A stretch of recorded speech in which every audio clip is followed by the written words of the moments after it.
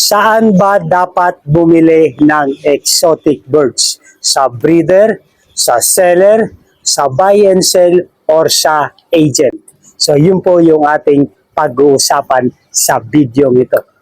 So mapagpalang araw po mga kahabi. Dahil sa social media, marami pong nagpo-post ng mga bentahan ng mga ibon sa marketplace or sa kahit sa online platform. Marami po tayong nakikitang mga for sale na mga exotic birds. Pero saan nga ba tayo dapat bumili? So ito po yung tatalakayin natin sa video ito. Kung bagong viewers po kayo sa channel na ito, ay humingi po ako ng favor. Please subscribe my YouTube channel, Olen Ebieri at iba pa. Ang topic natin dito sa channel nito ay regarding po sa buhay mag-ibon. So depende sa priority mo mga kahabi. Pero sa pangkalahatan, reputable breeder ang pinamagandang pagpipilian. So narito ang paghahambing. So hindi ko sinabing yung the rest bukod sa breeder ay hindi mainam. Hindi ko rin naman sinabing lahat ng breeder ay mainam. So narito lamang po yung ating paghahambing sa mga breeder, sa seller, sa buy and sell, or sa agent. Kung ano yung mga kanilang pagkakaiba bilang mga nagbebenta ng mga exotic birds. So unahin po natin yung breeder. Ito yung pinakamainam. Alam nila ang history ng ibon sa edad, sa parents, sa pagpapalaki. So, ibig sabihin, mula pa lang sa simula, alam na yung pinagmumulan ng ating i-avail. At kaya niya rin pong maipaliwanag kung saan nanggaling ang mga parents ito, kung ano pong mga mutation. So, sa breeder po ito mga kahabi, mas madali mong makita kung malusog at maayos ang kondisyon ng mga ibon. So sa breeder, kung tayo po ay makakapunta sa kanilang location, kung malapit naman tayo, mas mainam na magkaroon tayo ng site visit para makita natin kung malusog at maayos ang kondisyon ng mga ibon.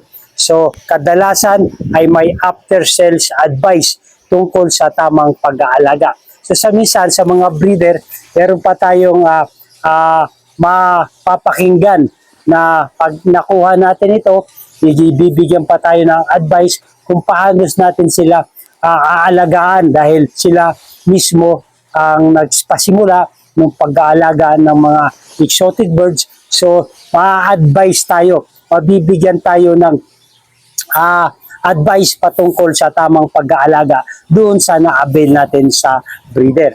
So mas malaki ang tsansa na legal at captive breed ang ibon kung maayos ang breeder. So sa breeder tayo mag-a-avail ng mga exotic birds, so malamang ito mga kahabi ay legal at captive breed.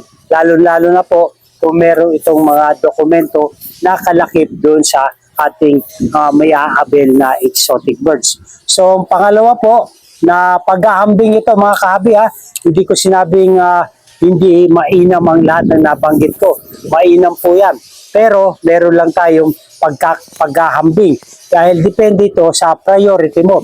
Ang magde-decide naman yan, yung bibili.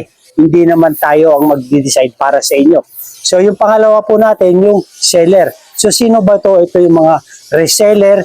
Ito yung mga nag-aangkat lang doon sa mga wildlife farm.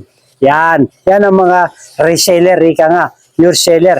Maaring si seller ay meron ding mga exotic birds na pang-out, ngunit hindi sapat yung kanyang mga pang-out. Or kaya hindi siya makakapag-provide ng mga pangangailangan ng buyer. Kaya meron siya mga kakilala na wildlife farm para mag-resell doon sa kanilang produkto. Pwedeng okay kung kakilala mo at may magandang reputasyon. So yun po sa seller, kung meron tayong kakilala na marami kasing mga reseller na mga kahabi natin. At meron dito tawag din sa iba sa kanila ay mga distributor. Yan. Kung kakilala nyo naman yung reseller or yung si seller at maganda naman yung kanyang feedback sa Facebook, maganda yung kanyang reputasyon, ay pwede rin naman po tayong mag-avail sa kanya. So tanungin kung saan nila nakuha ang ibon at humingi ng anumang health o ownership ng records. So yun po ang pagkakaiba, yung paghahambing natin. Si reseller, hindi siya yung nakapangalan doon sa permit. So kung makikita natin, ay ibang nakapangalan, yung may-ari mismo ng ibon o yung mga pinagkunan niya ng wildlife farm. So yun po ang tinatawag na reseller. So hindi siya ang nagmamay-ari ng mga dokumento na ibibigay sa inyo. So kailangan malinaw ang inyong pag-uusap. Kung hindi na malinaw ang pinanggalingan ng ibon, mag-ingat na po tayo. So kunyari, si reseller may inaalek sa inyo, ngunit tinanong nyo kung saan nanggaling at hindi niya may sagot ng tama kung saan pinanggalingan ng ibon, ay mag-ingat na po tayo. Pero ang decision po mga kahabi ay nasa sa inyo pa rin. So, ito lamang po ay paghahambing natin kay breeder at kay seller. So yung pangatlo po, yung buy and sell. So sino naman itong buy and sell? Ito ay may pinakamataas na risk ng scam o illegal wildlife trade. So ito kasi yung buy and sell, ito yung mga namimili lang ng mga mura tapos ibenta niya ng mas mahal. O ito yung mga tinatawag na nambuburaot tapos ibibenta niya, ipopost niya, nasasabihin niya na sa kanya. Or, itong mga buy and sell ay mga kapitalista. So, namimili ng mga wholesale ng mga ibon, ng mga exotic birds, tapos ibipost uli at ibibenta uli. So, yun po yung buy and sell. So, ito po yung pinakamataas na risk o baka ma-scam tayo. Pero hindi ko naman sinabing lahat ng buy and sell ay scammer at illegal wildlife trade. Maaari po, ito ay mga illegal wildlife trader. Maraming lehitimong private seller, pero merong ding nagbebenta ng may sakit, maling edad o walang legal documents. So yun po ang mga tinatawag na buy and sell. Marami din naman mga lehitimo na mga private sellers o yung mga private buy and sell. Sila po ay mga tama naman. Basta alamin nyo lamang po yung magandang reputasyon ng mga buy and sell na mga kahabi natin. Pero karamihan, yung mga buy and sell, so may mga sakit po yan. Hindi yan sasabihan sa inyo dahil ang pinagmulan ng ibon ay hindi niya rin naman nakikita. Dahil binili niya lang naman at ibibenta lang din. So wala pong records. So maling edad ang masasabi sa inyo o walang legal documents or walang mga legal na dokumento. Dahil buy and sell lang, so maaring yung nagba-buy and sell ay wala rin siyang mga permit na pinangahawakan. So yung bibili niya ay wala ding permit. So ang mangyayari niyan, yung pag-buy and sell niya ay walang mga dokumento. So nasa sa inyo na po yan mga kahabi ang pamamaraan ng inyong pagbibili. Tayo lamang po ay naghahambing sa kung saan tayo dapat bumili. So yung pang-apat po, yung agent or broker. Ano naman ito? Maaari silang makatulong kung naghahanap ka ng particular na species. So ito yung mga nagpo-post sa atin na mga helping a friend. Yan yung mga agent na yung kaibigan niya ay walang kakayahan na mag-post ng kanyang pinangahaut. So yung mga kaibigan or mga kakilala, ito yung mga nagpo-post naman. So kung meron kayong mga nakikita ganyan sa mga post na mga helping a friend, ay hindi sa kanila yung ibon o yung exotic. Doon lamang sa kanilang kaibigan or sa kakilala. So ito yung mga tinatawag na agent or broker. So hindi naman maaring itong kung ano yung presyo nung nagbebenta, maaring yun din ang presyo niya dahil tinutulungan niya lang yung kanyang kaibigan or kakilala, or maaring mapatungan niya ng presyo yun dahil gusto niya rin na magkaroon ng income dahil siya rin naman po ay nagpo-post. So ngunit mas mahirap i-verify ang tunay na breeder at history ng ibon. Kaya siguraduhin mapagkakatiwalaan ang agent ay may kumpletong dokumentasyon. So kung kakilala naman natin yung agent o yung broker, why not? Dahil alam naman na natin na kakilala natin yung breeder o yung broker, so hindi naman siguro tayo maloloko or mai-scam.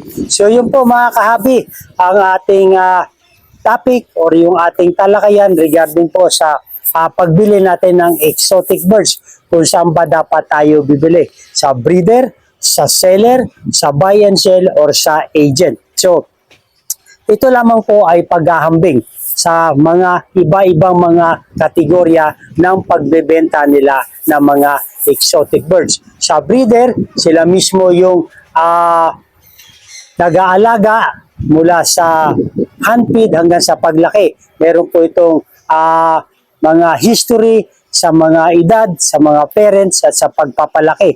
Doon naman sa seller, ito po ay nagre-reseller lang doon sa mga farm, wildlife farm. So, yung buy and sell naman po, ay ito yung mga namimili at binibenta rin naman nila. So, at yung agent at yung broker, ito yung mga may binibenta at pinopost nila. So, parang kung sa atin yung mga ahente, yung mga agent, ika nga, mga ahente yan. So, pag meron silang nakuhang customer, so ikokontakin niya naman yung may-ari ng ibon, so magkakaroon sila na ngayon ng agreement or mga transaction. So, yun mga kahabi.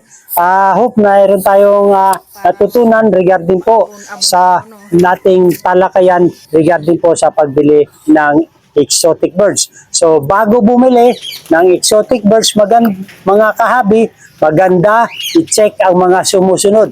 So hindi lang tayo basta-basta bibili. So alamin natin yung ating kailangan na mga bagay. Halimbawa, nakikita mo mismo ang ibon at ang kondisyon ng aviary. So yun po ang maganda. Kung bibili tayo, maganda kung makikita natin mismo ang ibon at yung kondisyon ng aviary. So sa madaling salita, sa site visit mas mainam. Pangalawa, na tatandaan natin or i-check natin, aktibo, maliwanag ang mata at makinis ang balahibo. So yun po ang mga kondisyones na dapat nating i-check bago tayo bumili ng exotic birds. May mga dokumento kung kinakailangan, lalo na sa mga protected or regulated species. So yun po mga kahabi, kasi iba nagbebenta ng ibon lang, hiwalay pa yung documents. So siguraduhin natin na pag binili natin yung species, kasama na yung mga dokumento doon sa species na ating i-avail. So yun po ang ating dapat i-check at maganda kung nalalaman natin ito. Last but not the least, handa ang seller o breeder na sagutin ang mga tanong tungkol sa edad, pagkain at pangangalaga ng ibon. So yun po ang pinakamainam. Lahat dapat ng species na bago natin bilhin, ay alamin muna natin ang lahat ng detalye ng ibon na ating bibilhin. Edad, ano yung mga pinapakain, yung diet, at pangangalaga nito. Para hindi po tayo ma-scam or maloko ng ating katransaksyon. Kung saan tayo bibili kahabi, sa breeder, sa seller, sa buy and sell, or sa agent, nasa sa inyo na po yung desisyon. Ang sa atin lamang po ay nagbabahagi tayo or nagkukumpara, ika nga. O kung ano yung mga breeder, ano yung seller, ano yung buy and sell, ano yung agent. Ibig sabihin, naghahambing lang po tayo. So nasa inyo po ang desisyon kung saan po tayo mag-abit. So kung nagustuhan niyo itong talakayan mga kahabi, regarding po sa mag-iibon, ay humingi ako ng favor, please subscribe my YouTube channel, Olen Aviary at iba pa. So at nais ko rin pong i-shoutout ang ating mga kahabi na patuloy na sumusuporta, mga silent viewers dyan, shoutout po sa iyo. At shoutout din sa inyo kahabi Alberto Ramos, Victor Aguila, Juan Arwin Gilas, shoutout po sa inyo. Tante Coloma, Spendler XD, Alyer, shoutout po mga kahabi, Verdi Aviary, Lisa Bay, Villad Putin, shoutout po sa inyo mga kahabi, Loy Da Vinci, Kane BL De Los Trico, Ray Kayabyab, shoutout po sa inyo mga kahabi, Hyra Mohar, shoutout po, Gilbert Bilasano, Melvin Vey Merced, Paulo Lopez, shoutout po sa inyo, Kuya Jones TV, at last but not the least, Aero Bar, shoutout po sa inyo. Maganda ang buhay pag meron tayong kaalaman bago tayo bumili at kung saan tayo dapat bibili ng mga exotic birds. Mabuhay and God bless. Thank you for watching.